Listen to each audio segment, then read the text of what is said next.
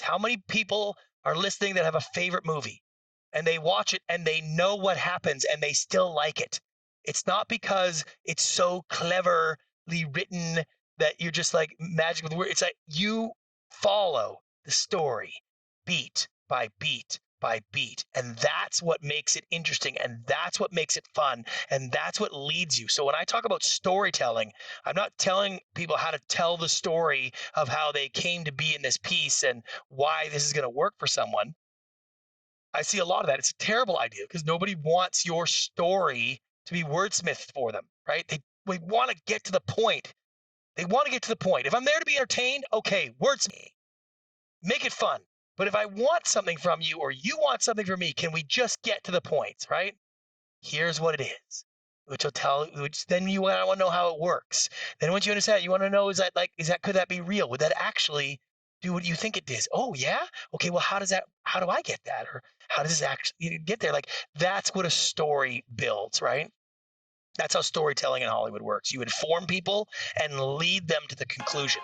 Hello, and welcome to another episode of All the Hacks, a show about upgrading your life, money, and travel. I'm your host, Chris Hutchins, and each week I sit down with the world's best experts to learn the strategies, tactics, and frameworks that shaped their success. Before we get started, big shout out to Chris Van Vliet, who hosts the fantastic podcast Insight, who introduced me to my guest today, Brant Pinvidic. Brant is an award-winning film director and veteran television producer with decades of experience working on shows like MasterChef and The Biggest Loser. He's also a C-level sales and presentation coach and keynote speaker. But I found him through his best-selling book, The 3-Minute Rule, Say Less to Get More from Any Pitch or Presentation, which teaches anyone how to use Hollywood storytelling techniques in business to persuade and succeed.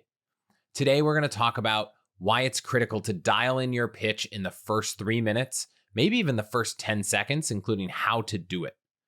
Why in those 3 minutes you need to answer 4 questions so people won't tune you out, and of course, what those questions are and how to answer them succinctly. I'm going to ask him what he thinks of my pitch for All the Hacks and how to improve it, and I want to hear about his travel adventures. Last year, his family sold their home and took a 48-state RV trip. I want to know what he learned and whether he'd do it again. And I'm sure there will be more, so let's get started.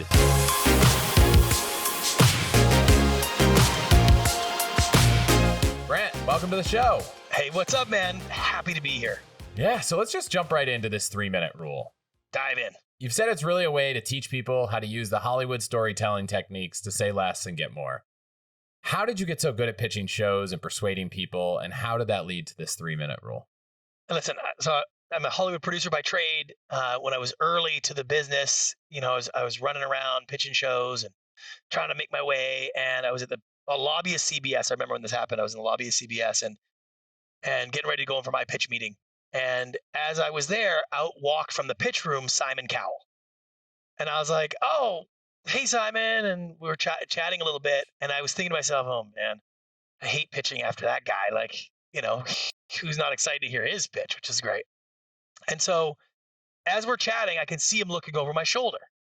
And when that happens, I look over and it's Mark Burnett. And so Mark Burnett is coming in right after me. And I'm thinking so now I'm wedged between these two superstars, right?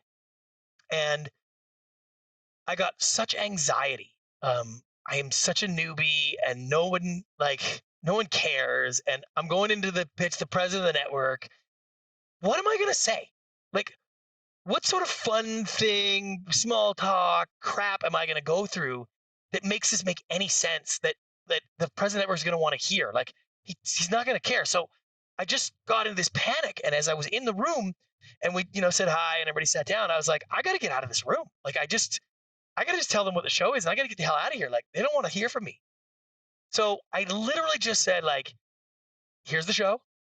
Here's how we would produce it. Here's why we think it's good for you. Here's what we think it's going to cost. And I'm out of here. And I was in and out of that minute in 9 minutes. And my agent was like, "Oh my God, that was the best pitch we've ever done." And CBS bought the show. And so I started doing that more often where I was just like, okay, so what if I don't tell Fox about how product placement in this show is going to work? because, they do that for a living and they kind of have an entire department. Like they don't need to hear it from me. And I remember being in NBC and the guy who ran it was like a very, very good producer, like on my side of the field, and went over to run the network. And so I remember pitching shows and being like, why am I getting in all this crap with him? He's a better producer than I am. Like once I gave him the basic idea, like he's going to figure this stuff out. Right. So I got this reputation very quickly about having some of the best pitches in Hollywood. And the irony was, it was like, I wasn't really doing anything. Like I was doing less. I was saying less. I wasn't trying as hard. I happened to be conveying more confidence. I was able to get the buyers to offer more of their suggestions. Like everything just started going my way. And so we started to develop this system that it was like what we use in the edit bay of a 3-minute scene. Like you can't have a scene go more than 3 minutes. You have to resolve all the conflict, blah, blah, blah. And it's like there's a lot of science behind 3 minutes itself about how the human brain processes information and makes decisions. And so I just realized like I'm using this 3-minute rule across everything. And when I started to apply that across other businesses besides television, it worked even better than it did in television. So that's how it all started. You also mentioned that, there's like the 3-minute version and the 10-second version, and some people make even quicker judgments. How do you think about the span of that 3 minutes? The 3-minute rule basically says that everything about your business, product, or service must be conveyed clearly, concisely, and accurately in 3 minutes or less. The key is you need to get your audience to buy into the general concept before they make the yes or no decision. Everybody listening to this right now has had someone come pitch or present them or want to get them to do something. And in the first 10 seconds, you're already thinking, I don't think I like this. I'm sure I want this, right? And that's because the person has not let you grow into that decision. You have been forced to make that instantly by big statements. And there's a whole bunch of things that I talk about in the book on how you get people to be almost defensive, almost make a decision and then defend it, as opposed to get all the information and then make a decision. And so the 3-minute rule, if you do it really well, you could extend someone's yes or no in their mind to about a maximum of 3 minutes if you do it really well. But you don't need 3 minutes, a minute and a half sometimes, 2 minutes, whatever is required. It is about what needs to be said, not what you want to be said. So there's a book. People can read it. I enjoyed it. I would highly recommend it. But what's the high level of how you lay out those 3 minutes? So it's called the WHAC method, WHAC. And that's basically the structure for any pitch or presentation, how you can convey the information. Anytime you want to convey something to someone or convince them to do something or try to get them to your way of thinking, think of it in the WHAC method, WHAC. The W is, what is this?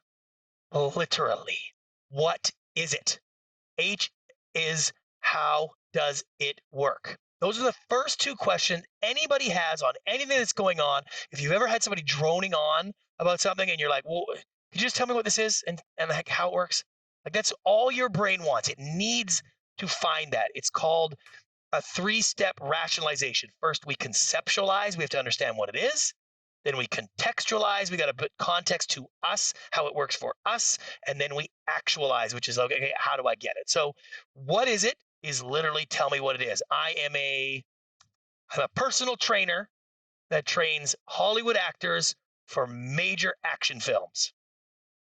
Okay. That is one sentence. And everybody listening now has a pretty good idea what my buddy Jeff does. Like, you actually kind of know it right away. Okay, so that's what is it. Then it's how does it work? Okay, well, how does he do that? I move in to the celebrity's home and live with them for 90 days so they never break program, never break diet. Okay, that is 2 sentences. Now, do I really need to go into all that much, or have you already made an idea of how this works, right? Your brain is saying, I get what he does. I get his method. Now you're either interested, not interested, whatever, but like you're there, right? Yeah, you have a fundamental I want this guy to move into my understanding. house. There you go. You're like, that's kind of cool, okay? The next is the A, are you sure? Are you sure is sort of like, wait, can you validate that? Like, I don't care about your facts and your figures until I understand what it is you do. People want to start with their history and their stats and all the size of the market and all this other crap that no one cares about until I have context and structure. That's it. So when you talk about are you sure, I'm using it as a second phase, which is like, I have given you the basic of what I do and how it works, and now I'm going to explain to you the value of it. I'm going to give you some context how it works for you. I trained Chris Hemsworth. I trained The Rock. I trained Mark Wahlberg. Now you're like, okay, so you're pretty good at your gig, or I know those aesthetics. That's what I understand that, or like I've done this for 15 years. Like that's the. Are you sure about it?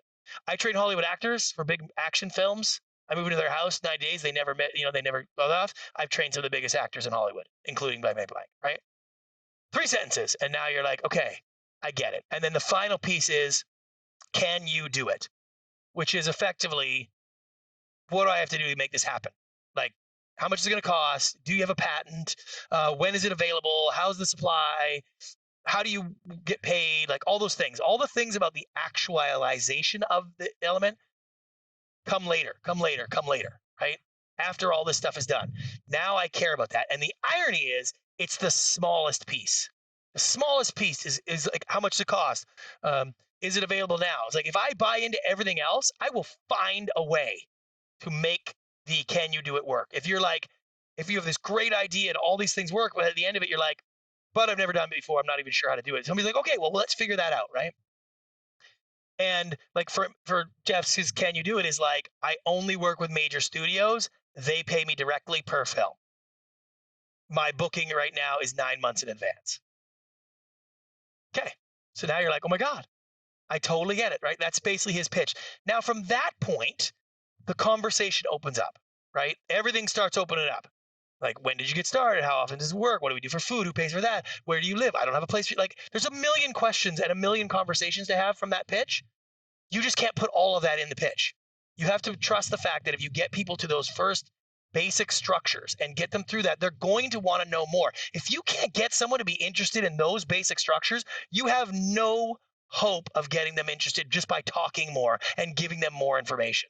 It doesn't work like that. It has the opposite effect. The more you talk, the less confident you appear, the less value you convey. That is the end of the story.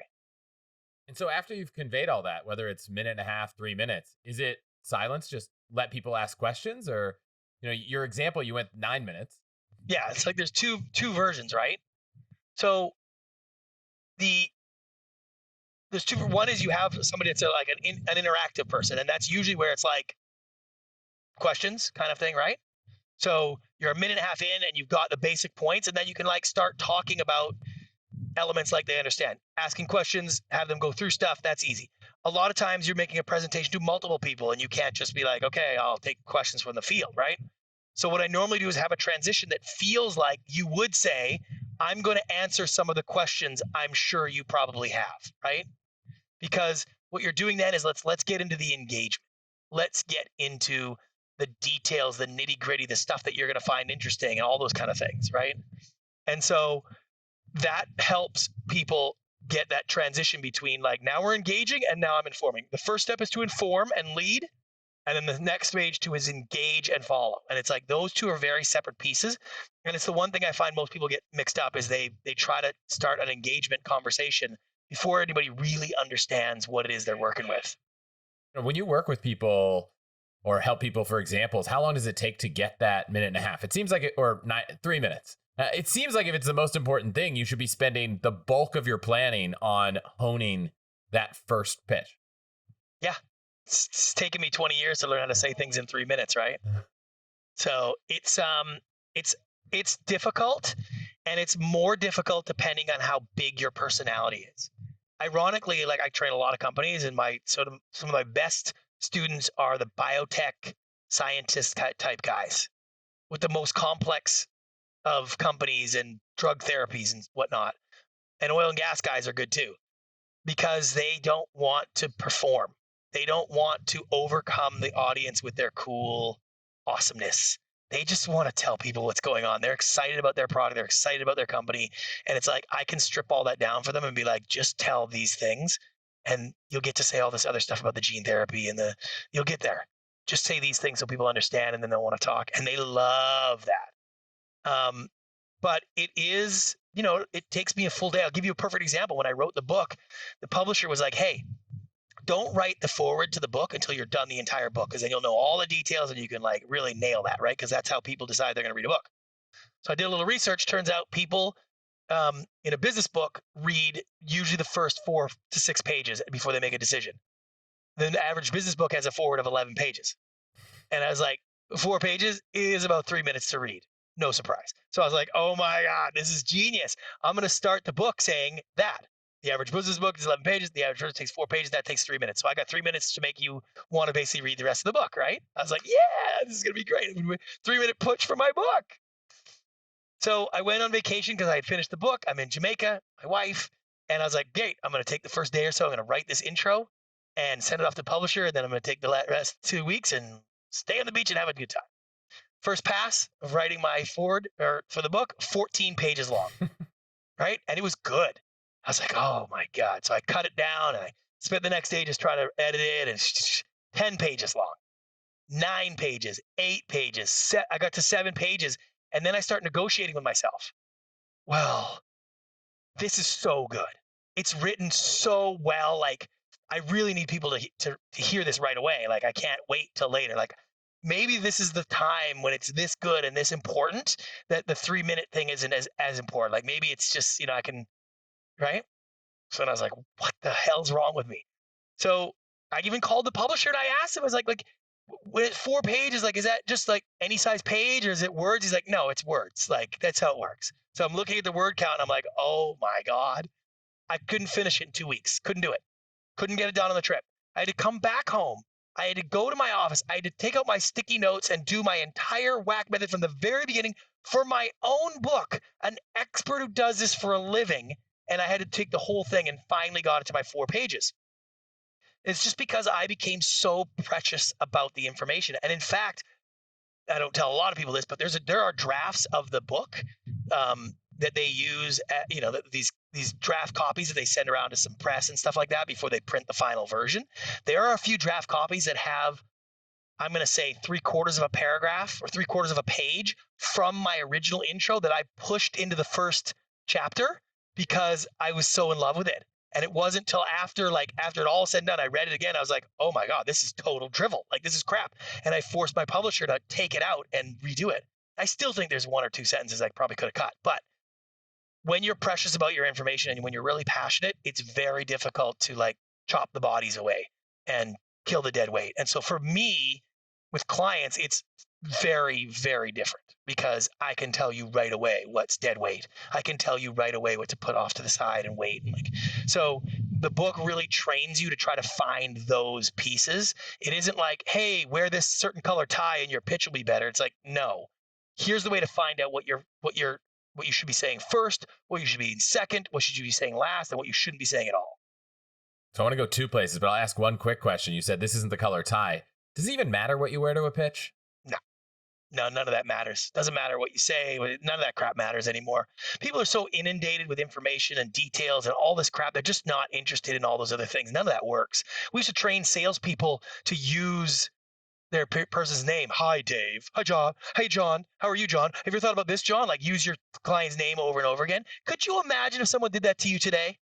Right? Like, that's the reality of a hypersensitive audience. I mean, unless you're doing something that's a detriment, none of that stuff impacts you whatsoever. Everybody wants to sift through that and get to the good stuff. And then the second, I'm going to go in. I sent you this in advance, so I'm going to ask you about my show, right? I'm constantly talking to everyone from sponsors or shows for me to go on and trying to explain what we do. And I'm super passionate. So if you're great, because it's not your show, at knocking down the bodies to try to narrow it down, I'm curious what you thought of what I sent. And this was the description of all the hacks. I'll give you in 2 pieces. Your description of the show, your intro of the show, what the show is really good. Super solid, right? Because you're doing it for the consumer. There's not a lot to get into what a podcast is and what it contains. And you were pretty clear about hey, I give you all the great travel hacks, save money, I got more fun stuff. It's nice and clean. Could it be a little bit less wordy? Sure. Would it make any difference? Most likely not. It's relatively simple. You keep it relatively simple. I will say that your outreach email to get people like me and Chris and other people on is way too pretty and conveys a sense of, not desperation's too much, but conveys a sense of less value than you want to convey, right? Because you're pitching like, here's the size of the audience, which is impressive. Here's this stuff, but it's like, if your show was like, if Joe Rogan wanted me on the podcast, do you think he'd put a paragraph in there about his show and how big it is and where it is? Right? Like, no. He'd be like, you want to be on my show? And by the way, he doesn't want me on the show. I've asked him. He said no. So like, that's the highest level, right? That's the top of the food chain. The lowest end is a podcast you've never heard of that's like just starting, and they are going to inundate you with facts and figures and information and pretty please, and these are the people I worked with, and like, let me prove myself to you. Let me prove myself to you with words. Okay. And so you're about a third too long in that. Okay. Because these people are peers, your show kicks ass, and that outreach from you should be less. It's like, hey, I got a podcast. I think you're cool. I've heard you on other stuff. I'd like you to be a guest. Let's connect.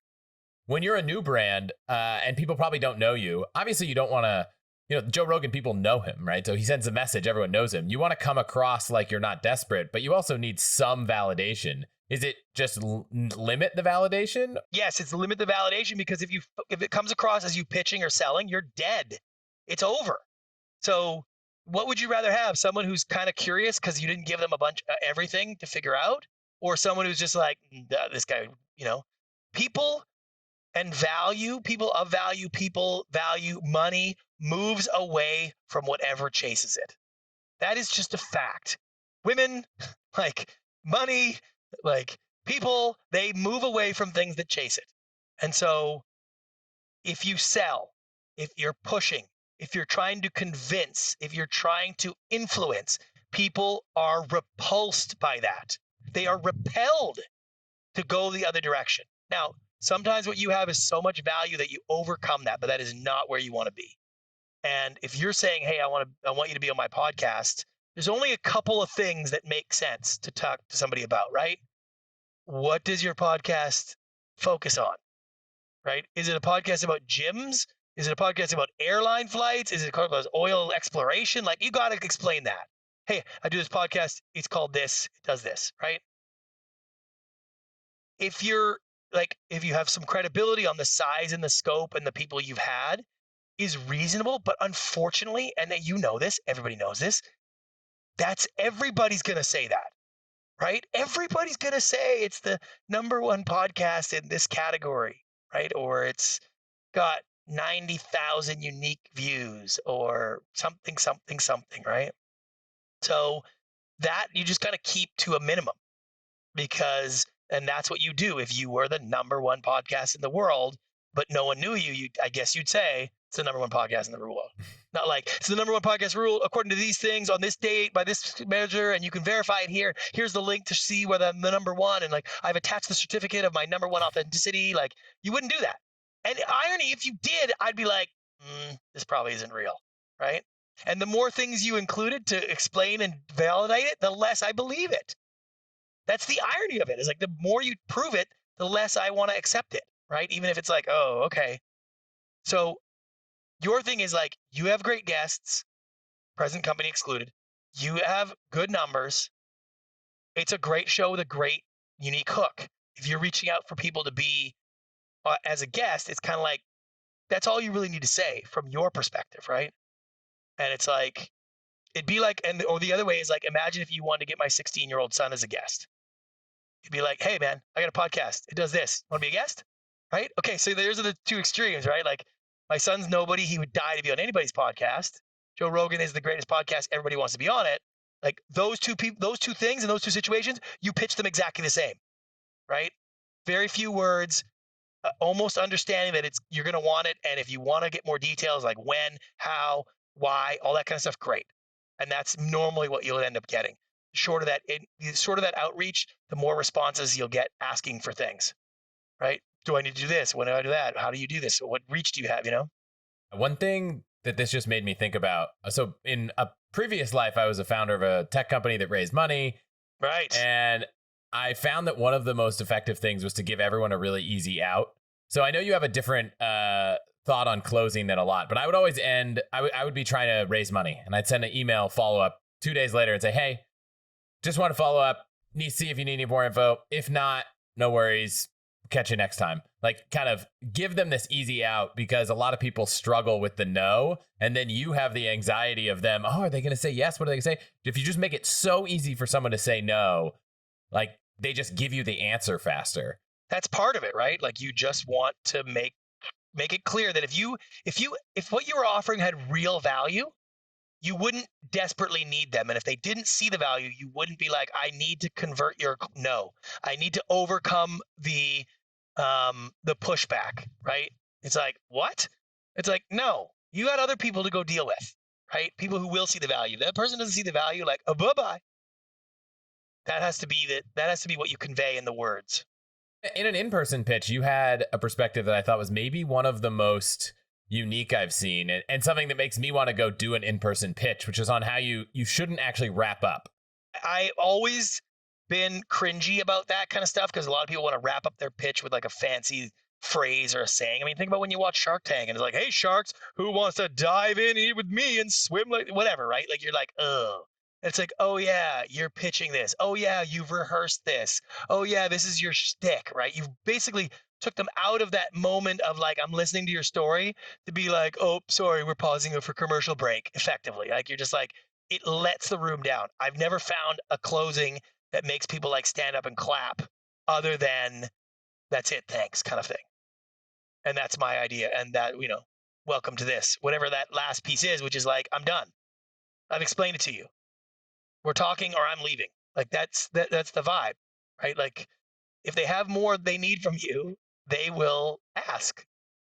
And that's like that. I mean, that is a classic Hollywood ending, right? Because there was a guy who ran CBS, and he's famous for the most deadpan looks, no emotion. You didn't know what was going to happen. You left that room, you weren't sure if he loved it, hated it. It didn't matter. He trained. And the irony was the people who worked after him, they worked for him, they learned how to do that too, right? And if it didn't go well, if the pitch didn't go well, Gen would simply say, great, I got it, thanks. And that was it. Nothing else, right? So you're like, okay. And then if he'd ask a question, well, how are you going to deal with this in the third act? You'd be like, oh shit, like he's interested. And then you would engage, right? And that's the vibe that is hard to let people capture on their own. Now, you've got to find out what your audience thinks. You can't push them. You got to give them the basics, and then you'll know, like, is this something in your wheelhouse or not? And the amount of people that you can convert from an objection, and the amount of work that takes, and the amount of lasting sort of good that's created, that is so small in today's world, it's not worth it. So instead of objection handling, kind of, which I know they teach in sales, it's like, just move on. Like, it's better to go try again than to try to overcome every objection. It's not even close. It's not even close. It's like, an objection is somebody that basically has said, like, I don't buy into this. Now, it's different if they don't understand it. And a lot of times what I'm dealing with companies who are trying to get through objections by giving the audience the information they should have given them in the beginning, right? And so they're trying to handle objections, and they're actually using the information they should have used in the beginning as like, oh, no, that's not what it means. Or, oh, no, we can do this twice for you, or whatever it is. Whereas when we retrain and go through it again, it's like, hey, here's all the objections kind of laid out, right? And if you're talking about like objections like, hey, I need to talk to my wife because I'm not sure we can afford it, and your job is to like close them, like, that's not my world. Like, I don't work with that kind of piece. Like, that's not what I do, right? And I've been approached by a lot of companies that have that type of sales stuff. And I worked with a very large company on their timeshare business. And it's like, I just couldn't get them to really make the big enough changes, right? Because they're just a slow moving thing. And their goal is to get people in an emotional state and trick them into signing. And it's like, yeah, that's not what I do. Like, the timeshare is good for a certain group, a certain demographic. This actually works really well for. So why don't we just tell people how it works really, really well? And if they fit into the demographic, they'll let you know. And they're just like, what? That's not how we do things. Like, we get them, we force them into it. We make them feel guilty, like every trick in the book. It's not my world. I've gone to the timeshare pitches mostly out of curiosity to see how they do it, but I have yet to ever say yes. But one thing that I've tried in the past, I'm curious if you've seen this or used it. When it comes to objections, I knew when I was raising money for my last company, I knew that if someone wanted a lot of information about customer acquisition, like we just hadn't done it, and I knew that it was like the most common objection, and I would just start the pitch. I would walk in and be like, after I explained what the company did, I would say, hey, I just want to pause. We don't have customer acquisition data yet. We have not gone through that part of the business. If that is not something you guys need to see, we can just stop right now. And like, we don't need to keep going. And a part of that was I wanted them to kind of get over it because they kind of wanted to see the rest. They've already blocked off 30 minutes. They want to see the rest. It's not necessarily going to work, but at least makes them less focused on this thing that they might say no to. It's genius, right? It's owning the negative. And that's a big piece of storytelling is people get sucked into the idea that they're negative, what's negative about their pitch or what the downside is. I used to start every development meeting when we were talking about television shows. It's like, why is a network going to pass on this show? Tell me why. What is their reason? Doesn't fit with the brand. It's too hard to produce. We can't cast it properly. I don't think people are going to like it. It's not going to be relatable. Like, okay, if I can't get past that in this room, the network's never going to get, and like never going to get past them. It's like if you pretend you don't know what the negative side is, there's not a lot of good options, right? One is your audience never brings it up. And so they just think that you either too dumb or you're hiding it from them. Number two is they bring it up right there. And now it's like, oh, you got to scramble and answer it. So what happens is like if you end up not mentioning it and they bring it up, you can answer it, except for they've been thinking about it the entire time, right? That's what they've been doing. They've been talking and talking about it. And that is a disaster. You cannot have them doing that, right? And so the last option is you bring it up because it's not going to be if they didn't figure it out. They didn't understand what could be wrong here. Like that's never going to happen. So the negative is important. How big it is and how much importance it has is all directly proportionate to where you sort of put it in the pitch, right? And by you talking about it right in front, saying, hey, we don't customer acquisition data. So if that's an important thing, like just know we don't do that. We haven't done that yet. It's like, okay, that's done. Now everything else things on it. And when we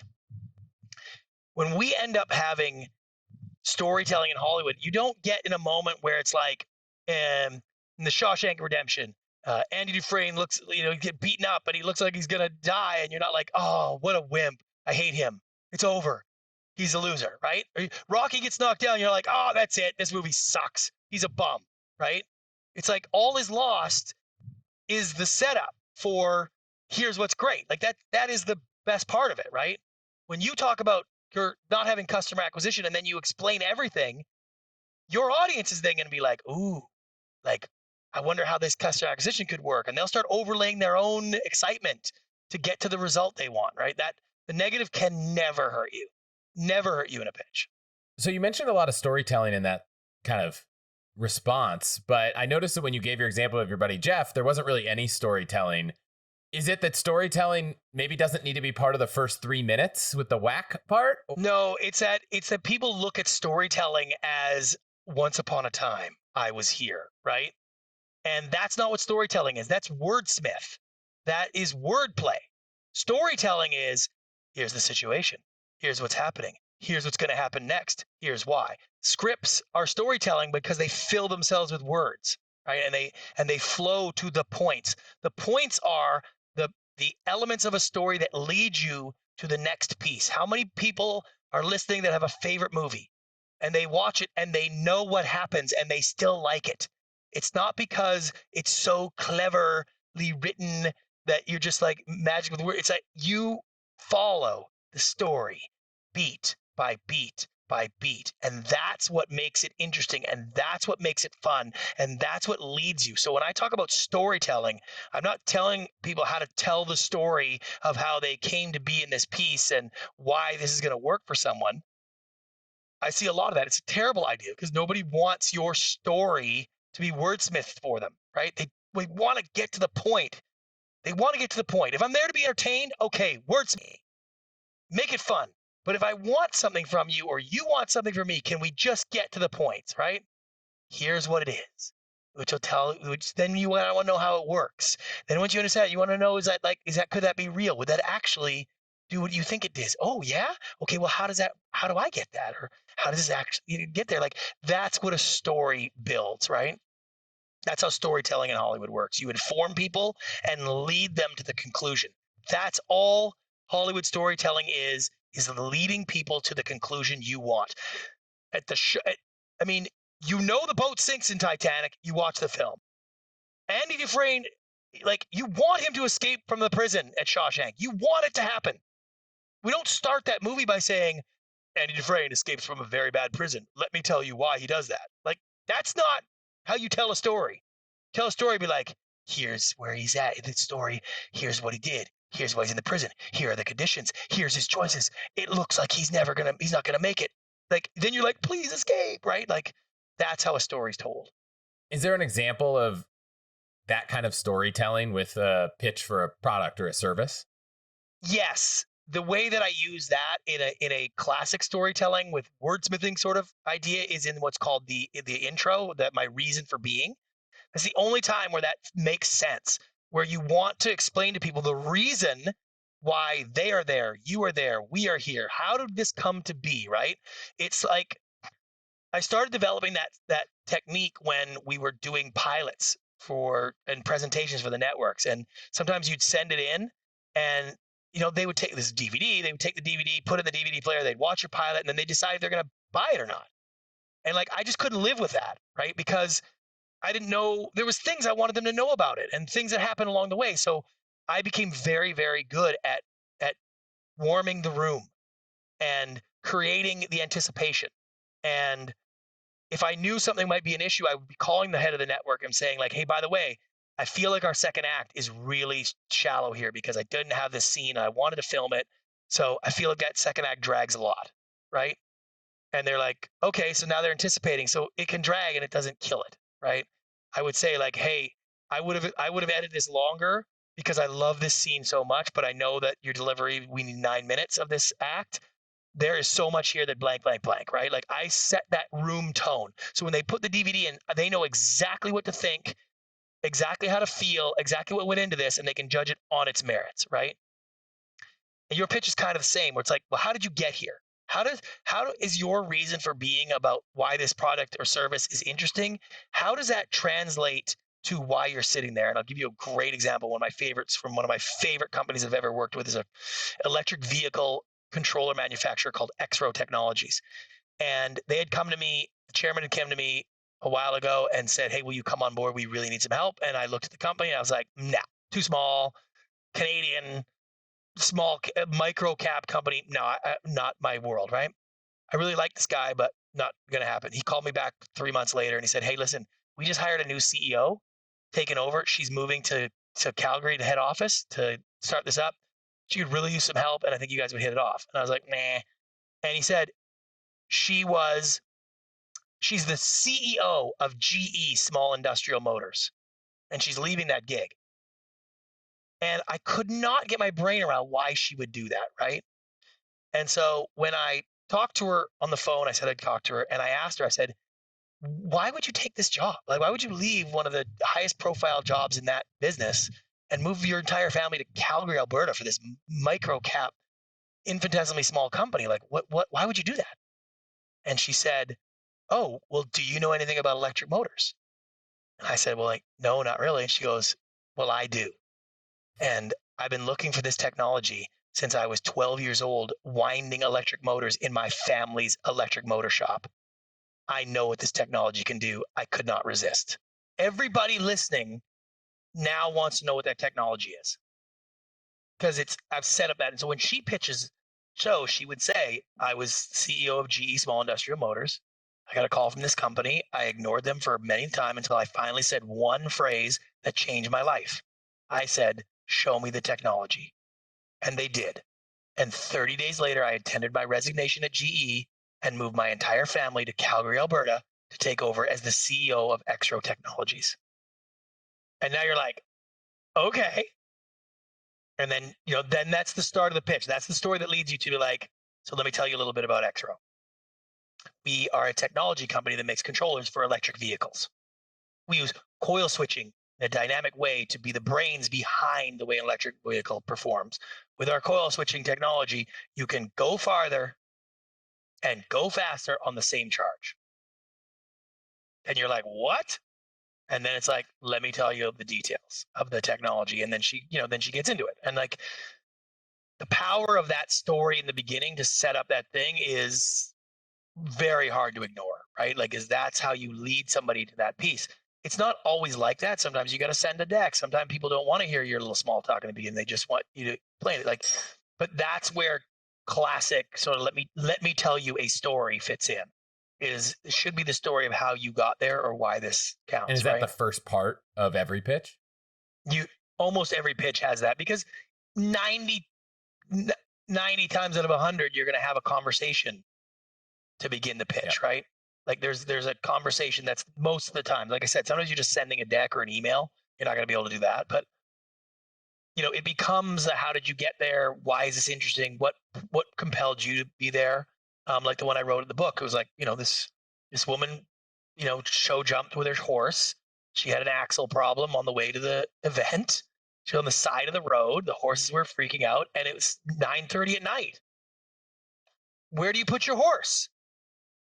Right? Like, she's like, oh my God. And yet you could see in the area, there's got to be houses everywhere that have barns and stables, but like no way to access them. Know what to know. Everything's closed. And she realized that's when she came up with Bed and Bail, which is Airbnb, but for horses. Like, do you need a lot more? Like, if you were an investor, if you were whatever, like your questions are not like, oh, what is this thing? How does this app work? Or like, what's the driving force? Like, it's like, okay, where are you? Like, did you build the app? Like, now you're engaged already because you get it. Understanding is the fundamental importance for being engaged. People who don't understand something can't engage with you.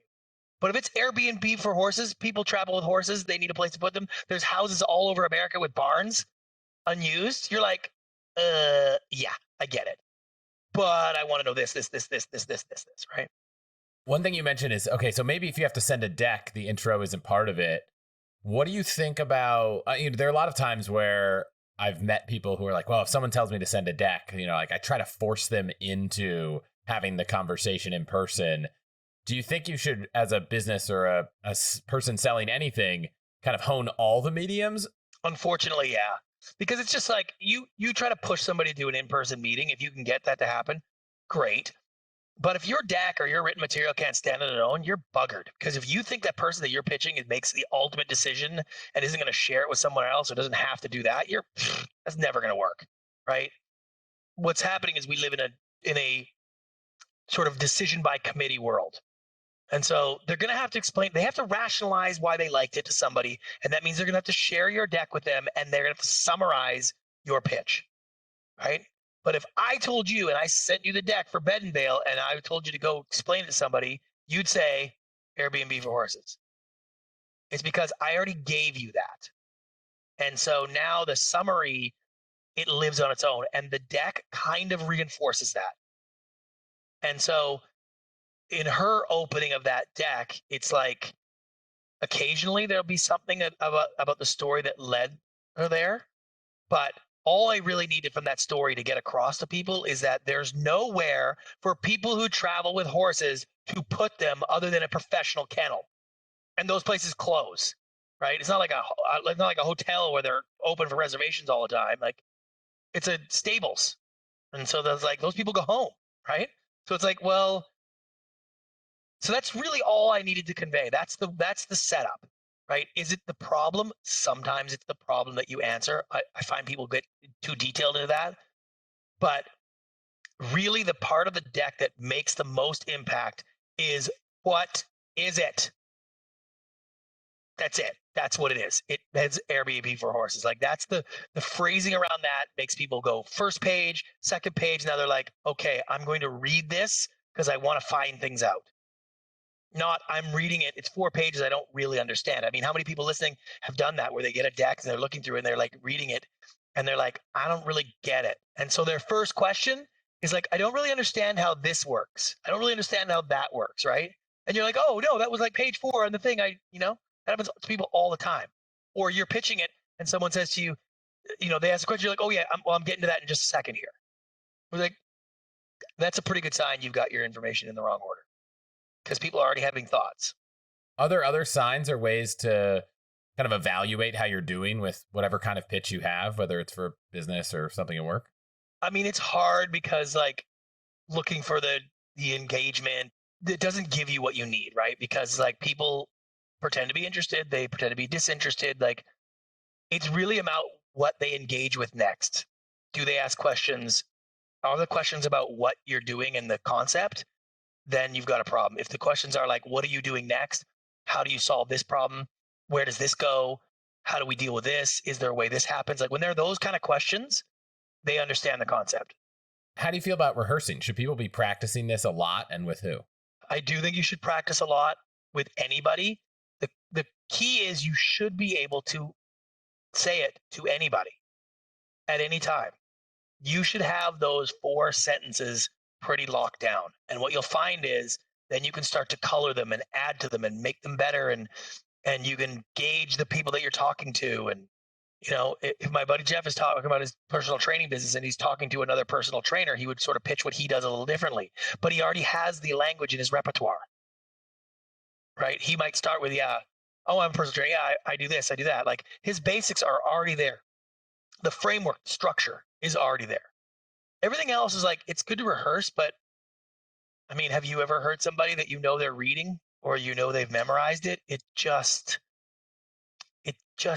detracts because then you're like, oh, right, this is rehearsed. And it sucks the passion out of it. And it just makes it look like you're trying too hard. And that's just like in a romantic relationship, like somebody's trying too hard. It's just like, ugh, not interested. Yeah, my guidance has always been rehearse as much as you need so that you don't need notes. That's part 1. But then part 2 is, and get really comfortable with the fact that there's going to be multiple things you forget, and it's okay. Because if you rehearse it all and then you forget something, you get caught up and you're like, oh, there was a 4th point, and let me go back and look. And I think it's better if you just roll with the 3 and forget the 4th point. Yeah. If it's important, it'll probably come back later because you don't want to be searching for notes in the middle of the conversation. Yeah. You talked about slides. When people are giving presentations, you want the slides to live on their own because you mentioned they might get shared around, but you also don't want them to be distracting when you're talking. Do you tell people to create 2 different presentations? Yes, 100%. Okay. Yeah, almost always. Because at the end of the day, your slides, I mean, think about it. You're giving a presentation with slides. What do you actually want them to do, the person? Do you want them to read the slide, the words on there, and read the information? Then what are you doing there then? Like, if they're reading it. And if you don't want them to read it, then why have it? Like, unless it's just a picture, you're describing it. Like, right, exactly. So there are your 2 things. You want them to read it or you don't. If you don't want them to read it, then it better be something that accentuates what you're saying. Bullet points, pictures, simple messages, like that simple. If you put up something enough that they have to read, there's no point in having it there. Because if you're talking, they're not going to, like, what are they trying to split time on reading it? Jumping ahead? It's a disaster. People want to put slides so it looks like they've done a lot of work. It's like, okay. By the way, I'm not even against that sometimes. Sometimes there's graphs and charts that look good. So you put it on a slide and when you're presenting in person, but you're not speaking to the numbers on there. You're saying, we did extensive research and I will send you this in detail so you can read what this slide says, but here's the summary, right? As opposed to like, here's the market research response. As you could see here, your slide should accentuate what you're saying, not trying to do the work for you. One other thing that I'll share, just in case anyone's making a presentation, that you could tell me if you don't like this idea, but every time I went and gave a pitch for my company, I took notes after the fact of all the questions I was getting asked. And then I took every question and I said, okay, this question's either going to be a question that I think everyone needs the answer to. It needs to be part of the pitch. Or it's a question that some people might have, but not everyone. So it's not part of the pitch, but I'm going to create a slide for the question. And it was basically I don't know if this was like a psychological trick, but I found that someone would ask a question at the end and I would jump to a slide to answer it. The first time I wouldn't, and then I'd go home, I'd make the slide, and then next time I would jump to it. And for some reason, when it was written on the slide as if I'd thought about it in advance, people were like, oh, you can answer this. Like, I'm not worried anymore. But if I off the cuff answer it, I'm just like, oh, this is what we're going to do. People were a little more apprehensive whether the answer is just kind of made up. Exactly. It's like what I used to say when I was pitching a TV. It's all in the casting. It's like, no, it's in the concept. Like, if I have to tell you that we'll figure it out in casting, it means I really don't know how to make it work. And I'll just get good cast that'll fix it, right? And that's sort of the same thing where it's like, you ask me a question that's even tough, and I just answer it. It's like, there's a chance that I may not believe you. I think you just will say anything to make the pitch good. And any final tips for people, obviously not pitching Hollywood and that kind of thing that we left off? But it's anything. It is literally a guide for conversation in life. And keep it simple. Probably the best exercise that seemed to work the best for people is I have them do my Twitter exercise. Like, if you had to tweet what your product or service was, and that's it, and not the new extended Twitter length, but the original 144 characters, like, what would you put? What would you say? And if you can't get it there because you think everything is so valuable and so complicated, you need to work harder. It means that you're actually in more need of it. And it's just happened to me. I have a very big client. I'm very excited about their company. I've come on as an advisor. I'm really involved. It is a very in-depth company. Like, there are layers on layers, and we were talking about it, and I couldn't get a log line for them because there was just so many things. Oh, but we don't talk about the financing, then we don't do that. And it's like, when we finally got it, it was like, oh wow, like, it was more important than we thought, right? Because at the beginning you're like, oh, we got so many good things. Let's just get people in a little bit, and they'll see all the good things. And you're like, no. Go to the Twitter thing, and can you make it that simple? Like, sometimes with clients, I'll be like, okay, here's 7 words. Tell me your idea in 7 words. That's it. Which 7 do you choose? Right? Platform used for hailing, whatever. Like, you have to put it in such a small thing. You're like, okay. And if I do that TV shows, and we used to do that all the time. It's like, it's the amazing race for the smartest people in the world. Like, you don't really know the show, but you can kind of get a basic idea. It's like, okay, then you add, all right, here's 10 more words. Go ahead. What would you choose? And then you're adding, and that's probably the best exercise, which is like, could you actually explain it in 144 characters if you really had to? So people understand, not necessarily they'd want to buy, but they'd understand what it is you sell. And that's the same. That's basically trying to convey the 4 points of the WHAC method, or just the first? If you only have 144 characters or 15 or 25 words, just the first. It is the most important. What is it is the most important. How does it work is the second. Those take up 50% of everything that you need. All right. And everything else people will get to. They can't get to those 2 things on their own. It's the only 2 things they can't get to on their own. They need you to inform them. Everything else they can start to put together themselves. They can have an idea, they can develop it, but until they understand what it is and how it works, you got nothing. How much of the, if they can come to their own conclusions for the second half of your kind of pitch, at least of those steps, how much of your pitch is planned in advance versus kind of free form based on the questions people are asking and where it's going? I still have pretty good structure, because just because they come to the conclusion, like, they may miss things because they're focused in one area, which is fine. You basically want to, you want all the details laid out. The rest after the 3 minutes, you can have very loose, because they're already interested. They want to engage. And now they are looking for confirmation of their predetermined bias already.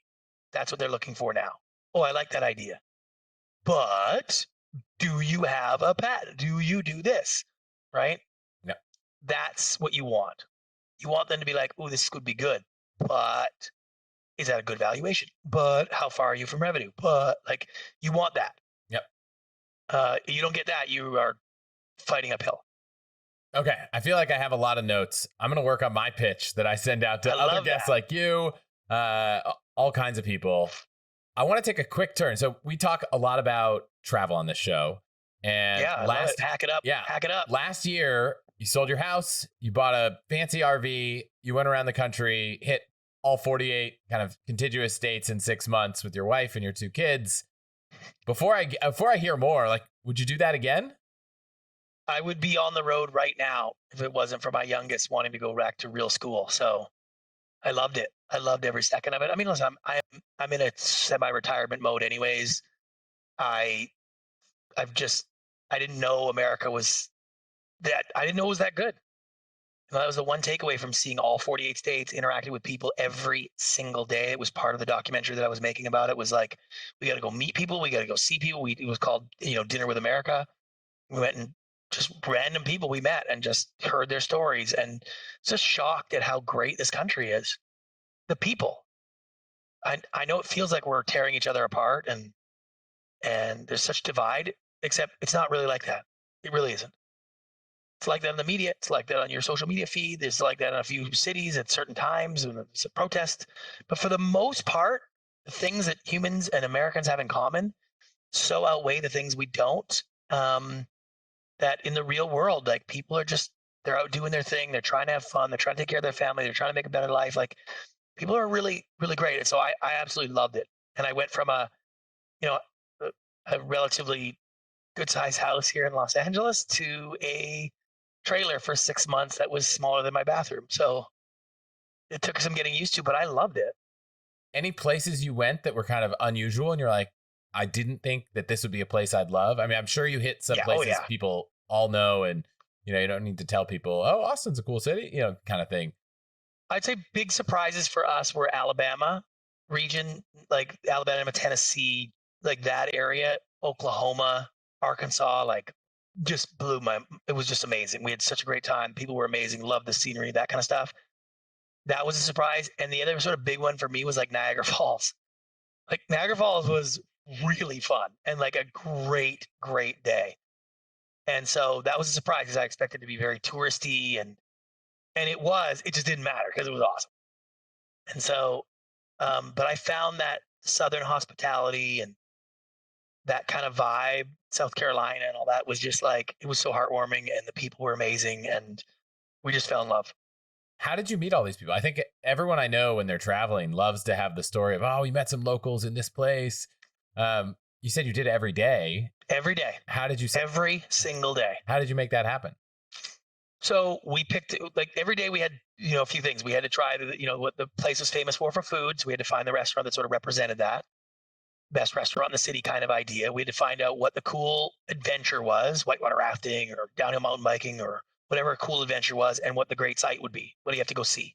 You got to go see the St. Louis Arch, like that kind of stuff, So we did a lot of the touristy things that you have to see if you've never been to St. Louis. Like you kind of got to see the Arch, that kind of stuff.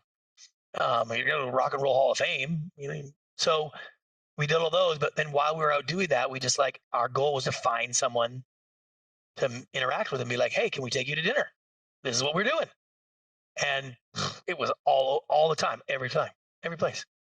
And it happened like that's just what we did. It was amazing. Like I'll give you a great example. My kids, we were pulling into Kentucky, big Kentucky Horse Park RV place, huge place, big round, and you can park on the inside or you can park on the outside. The outside has these amazing views of the vistas, right? And then we were driving around, we found the one you pick whatever one you want. This was beautiful, backed right onto a park, basically a park. We could drop our door out the back, have the deck out there. It would be amazing. But on the inside was about 6 RVs that were clustered together and everybody in the middle, sort of like fire going, chatting, right? And then we drove around and I said to the kids, all right, well, what should we do? We should take this spot.